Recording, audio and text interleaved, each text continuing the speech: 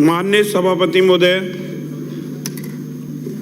आपने मुझे माननीय राज्यपाल महोदय के अभिभाषण पर बोलने का मौका दिया, इसके लिए आपका बहुत बहुत धन्यवाद। और मैं धन्यवाद देना चाहता हूं कि 4 साल में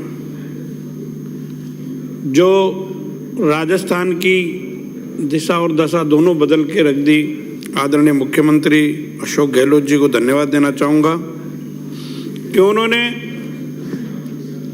जो असली लीडर और असली नेता होने का परिचय दिया है, जिन्होंने कोरोना के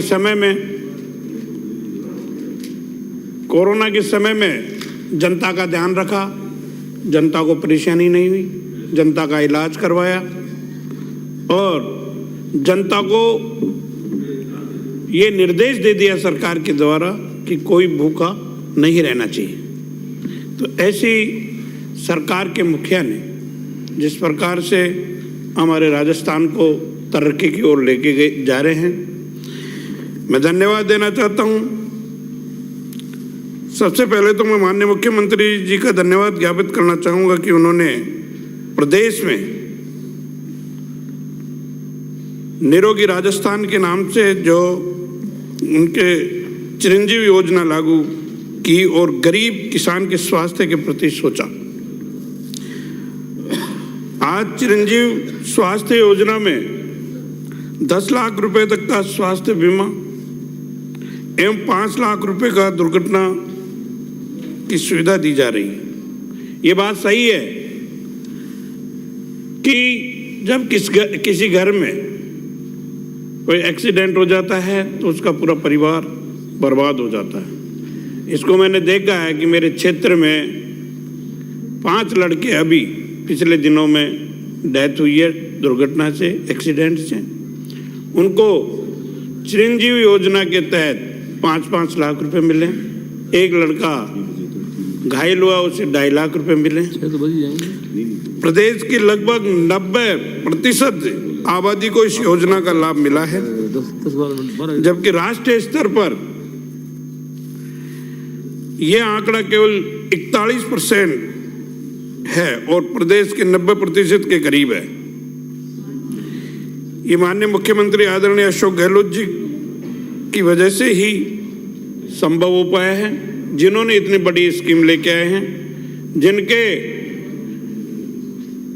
एक्सीडेंट हो जाता था, उस खबर को सुन के पहले पैसे वाले के पास जाते थे लोग और पैसे लेकर और फिर इलाज के लिए हॉस्पिटल जाने का काम करते थे। आज 108 में जाएंगे, उसको लेके जाएंगे, इलाज फ्री कराएंगे और घर पे छोड़ेंगे। ये हमारे राजस्थान की जनता की एक सुरक्षा का काम किया है। मैं धन्यवाद देना चाहूँगा कि इतनी बड़ी योजना जिसके तहत उन्होंने ये सोच रखी और राजस्थान की जनता को एक स्वास्थ्य लाभ देने का काम किया है। इस योजना के अंतर्गत अब तक 31,58,000 लोगों का मुफ्त इलाज किया जा चुका है।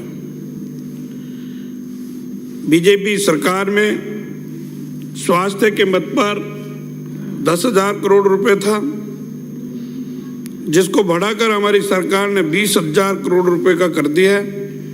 इसके लिए मैं माननीय मुख्यमंत्री जी को धन्यवाद देना चाहता हूं कि उन्होंने पूरे प्रदेश की जनता को स्वस्थ देखना चाहते हैं और जो व्यक्ति जो स्वस्थ होता है वो प्रदेश और वो व्यक्ति आगे बढ़ते हैं। माननीय मुख्यमंत्री निःशुल्क जांच एवं दवा का दायरा भी बढ़ाया गया है और प्रदेश के सभी अस्पतालों में आईपीडी ओपीडी में आज निःशुल्क इलाज किया जा रहा है।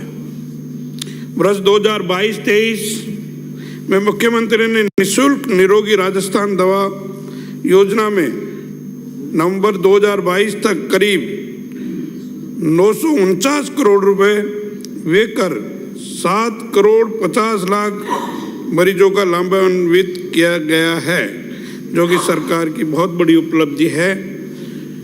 इसके तहत पूरी चिरंजीवी योजना पूरे राजस्थान में एक अच्छी साबित हो रही है, लोगों को स्वास्थ्य ठीक कर रही है। इसके तहत मैं एक पूरे प्रदेश में मेडिकल कॉलेज, जिला अस्पताल, CSC, PSC, शांत रहे,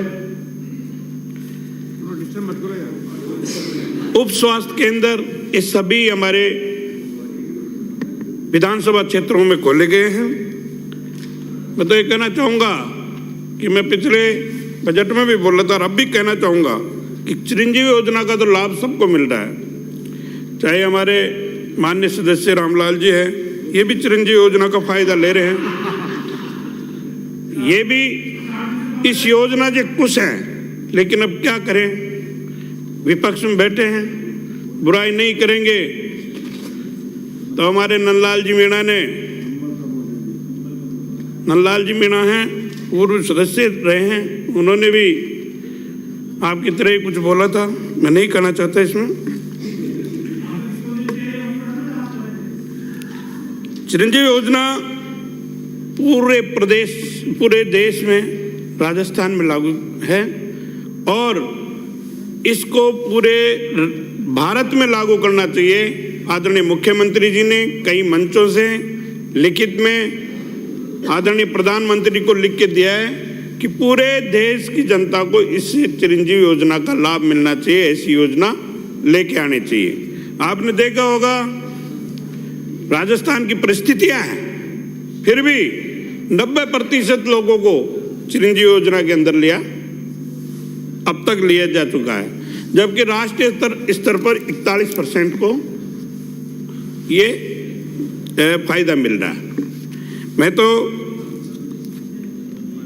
स्वास्थ्य के रूप में अगर इसको और ज्यादा थोड़ा सा बढ़ाएंगे तो मेरा सुझाव है सरकार से भी कि जो PSC है, अगर वो हर पंचायत स्तर पर PSC रहे तो मैं कहना चाहूंगा कि इस चिरंजीवी योजना का और भी ज्यादा लोगों को फायदा मिल सकेगा।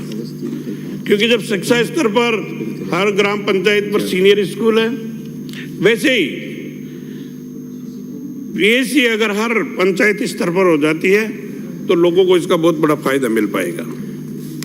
मैं धन्यवाद देना चाहूंगा मुख्यमंत्री जी को कि उन्होंने न केवल पूरी जनता का ध्यान रखा, जो हमारे प्रदेश में तमाम जो कर्मचारी हैं उनका भी पूरा ध्यान रखते हैं, और उसके लिए राज्य के समस्त सरकारी कर्मचारी अधिकारी जिनकी नियुक्ति 1 अप्रैल 2004 के बाद हुई है, उनकी पुरानी पेंशन योजना OPS लागू की गई है। आज पूरे प्रदेश के सरकारी कर्मचारी खुश हैं। बीजेपी की सरकार ने इनकी पेंशन बंद कर दी थी और आज भी भारत सरकार के कर्मचारियों को OPS नहीं दी जा रही है,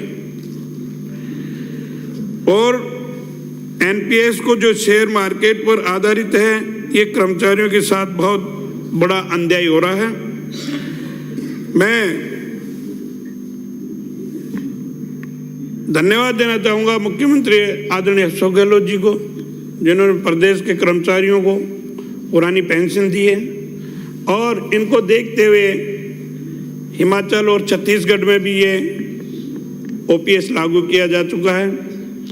मैं तो ये कहना चाहूँगा कि पूरे देश में भी होना चाहिए, और इनको कर्मचारियों को जो OPS देंगे तो उससे लोगों के आने वाले समय, जो 60 साल के बाद में वो जब नौकरी से घर जाते हैं तो उनके हर महीने अगर उनकी तनख्वाह आएगी तो वो उससे उनका खर्चा चला पाएंगे, तो उनका आने वाला जीवन भी सुरक्षित कर दिया गया है। धन्यवाद देना चाहूँगा। आदरणीय मुख्यमंत्री जी ने पूरे प्रदेश में जो सड़कों का जाल बिछाया है, मैं तो कहना चाहूँगा कि आज मैं मेरे क्षेत्र की बात कर रहा हूँ, प्रदेश में भी हुआ है, मेरे क्षेत्र में 200 से 250 करोड़ रुपए की रोडों का काम चल रहा है। शांत रहे। कुछ बन गई, कुछ बनेंगे। क्योंकि आज सड़क अगर बन के तैयार होती है जिस क्षेत्र में जहां 70 साल में सड़कें नहीं बनी है, वहां सड़कें बन पाई है। 85 किलोमीटर बड़ा रोड स्टेट हाईवे हमारे क्षेत्र में मिला है। मैं तो कहना चाहूँगा कि मेरा क्षेत्र वैसे तो वाइल्ड लाइफ सेंचुरी एरिया है, पर फिर भी आदरणीय मुख्यमंत्री जी ने मेरे क्षेत्र में करीबन 85 किलोमीटर स्टेट हाईवे, नए स्टेट हाईवे दिए हैं, जिससे लोगों को आवागमन का फायदा मिल पाएगा। आज अगर जहाँ सड़क अच्छी है उस क्षेत्र तक अगर जाने का सड़क होगी तो उन क्षेत्र के लोगों को उसका फायदा मिल पाएगा। मैं धन्यवाद देना चाहूँगा कि उन्होंने 15 करोड़ रुपए, 5 करोड़ पहले और 10 करोड़ रुपए इस बजट में, पिछले वाले बजट में उन्होंने हर विधानसभा में दिए 15-15 करोड़ रुपए मिसिंग लिंक के। उनके लिए भी मैं धन्यवाद देना चाहूँगा कि उनसे जो गाँव का आवागमन है, जो सीधा जुड़ने का काम है, वो इस मिसिंग लिंक से जुड़ा है, जिससे लोगों में आज हम जाते हैं तो लोग बड़े खुश होते हैं कि आज हम इस क्षेत्र से उस क्षेत्र में जुड़ने का काम हुआ है, हम आने जाने का इसको फायदा हो। तो इससे मुख्यमंत्री जी छोटे से छोटे चीज़ को भी ध्यान में रखते हुए काम किया है, चाहे वो स्वास्थ्य का हो, चाहे सड़क का हो, चाहे बिजली का हो, चाहे शिक्षा का हो, हर क्षेत्र में उन्होंने काम किया है। साल 2022-23 में किसानों ने हमारी सरकार द्वारा दिसंबर तक 16,402 करोड़ रुपए से अधिक का फसल ऋण बिना ब्याज के दिया गया है। पूरे प्रदेश में सहकारी को गति प्रदान करने के लिए वित्तीय वर्ष 2022 में दिसंबर तक 418 नए फैक्स एवं 49 नए लैंप्स का गठन किया गया है। 12 करोड़ रुपए की लागत से नई ग्राम सेवक सहकारियों का गोदामों का निर्माण किया गया है। मैं कहना चाहूँगा कि ग्राम स्तर पर स्वयं सेवी संस्थाओं का माध्यम से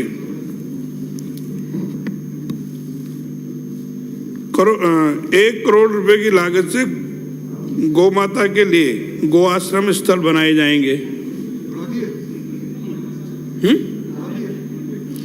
हमारी सरकार ने गौ माता के संरक्षण के लिए बड़ा कदम उठाया और इसका काम किया जा रहा है। और बड़ा काम यह है कि हमारे तो क्षेत्र में जो 13 जिले हैं उनके लिए एक संजीवनी लेकर आदरणीय प्रधानमंत्री की योजना है, केवल सपने दिखाए, लेकिन उन सपनों को पूरा करने के लिए आदरणीय मुख्यमंत्री जी ने ERCP योजना पूर्वी राजस्थान की एक महत्वाकांक्षी परियोजना है। इसमें 13 जिलों को पेयजल उपलब्ध कराना जाना प्रस्तावित है, जिसमें मेरा विधानसभा क्षेत्र जवारामगढ़ भी शामिल है।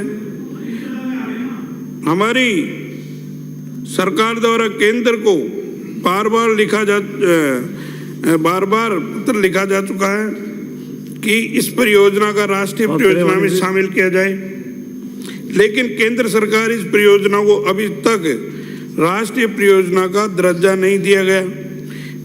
यह जो कि पूरी राजस्थान जनता के उनके सौतेले व्यवहार किया जा रहा है, जबकि हमारी सरकार ने और मुख्यमंत्री आदरणीय अशोक गहलोत जी ने पिछले बजट में इसमें 9,600 करोड़ रुपए बजट में प्रस्ताव रखा और लागू किया। उनकी जो सोच है और उन्होंने कहा भी है कि केंद्र सरकार करे, अच्छी बात है, हम उनसे निवेदन करते हैं, लेकिन अगर वो नहीं भी करेगी तो हमारी सरकार इस योजना को पूरी करके रहेगी। जैसे भी हमारी ये सरकार के पास पैसे जितने रहेंगे उस आधार से हम इस योजना को पूरे करेंगे। तो मेरा कहने का मतलब ये है, अगर 13 जिलों को ERCP नहीं दी जाएगी तो मैं समझता हूँ कि आदरणीय जो मोदी जी हैं वो 2-3 बार बोल भी चुके हैं बड़ी मीटिंगों में, प्लीज, और ये बीच में उसके बावजूद इस योजना को लागू पिताजी नहीं समझा तो किया आप जा मानते रहा नहीं बिल्कुल भी? एक मिनट जरूरी है आपका हर बात में बीच में बोलना? सभापति महोदय, मेरा विराजे प्लीज से होगा। राज्यपाल महोदय के अभिभाषण पर मेरे को बोलने का अवसर दिया, इसके लिए बहुत बहुत धन्यवाद। सभापति महोदय, मैं माननीय सभापति महोदय जी, राज्य का हर एक व्यक्ति एक अच्छा जीवन जीने के लिए राज्य सरकार से मूलभूत सुविधाओं की उम्मीद करता है, लेकिन ये सरकार 4 साल में सिर्फ और सिर्फ सुशासन के बजाय कुशासन उपलब्ध कराया राज्य की जनता को। मैं सभापति महोदय